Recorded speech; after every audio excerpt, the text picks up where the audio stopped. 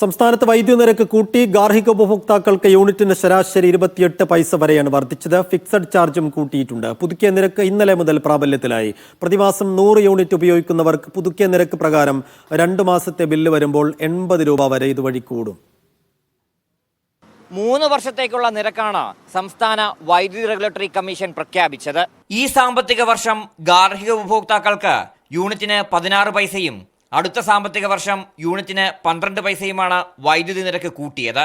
2026-27 വർഷത്തേക്ക് നിരക്ക് വർദ്ധിപ്പിക്കില്ലെന്ന് സംസ്ഥാന വൈദ്യുതി റെഗുലേറ്ററി കമ്മീഷൻ അറിയിച്ചു. പ്രതിമാസം 250 യൂണിറ്റ് വരെ ഉപയോഗിക്കുന്നവർക്ക് ഫിക്സഡ് ചാർജിൽ 5 മുതൽ 30 രൂപ വരെയും അതിനു മുകളിൽ ഉപയോഗിക്കുന്നവർക്ക് 40 രൂപ മുതൽ 50 രൂപ വരെയും വർദ്ധിപ്പിച്ചിട്ടുണ്ട്.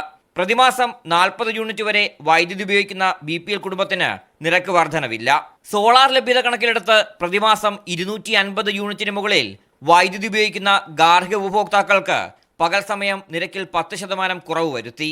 വേനൽക്കാലത്തേക്ക് പ്രത്യേക നിരക്ക് ഈടാക്കണമെന്ന KSEBിയുടെ ആവശ്യം റെഗുലേറ്ററി കമ്മീഷൻ തള്ളി. കൃഷി ആവശ്യത്തിനുള്ള വൈദ്യുതി യൂണിറ്റിന് 5 പൈസ വർദ്ധിപ്പിച്ചു. ചെറുകിട വ്യവസായികൾക്കും പകൽ നിരക്ക് 10% കുറച്ചു. സ്വന്തമായി റീഡിംഗ് എടുക്കുന്ന ഉപഭോക്താക്കളെ പ്രതിമാസ ബില്ലിംഗിലേക്ക് മാറ്റാൻ KSEBിയോട് കമ്മീഷൻ ശുപാർശ ചെയ്തിട്ടുണ്ട്. RB Sanu, media 1, Thiruvananthapuram.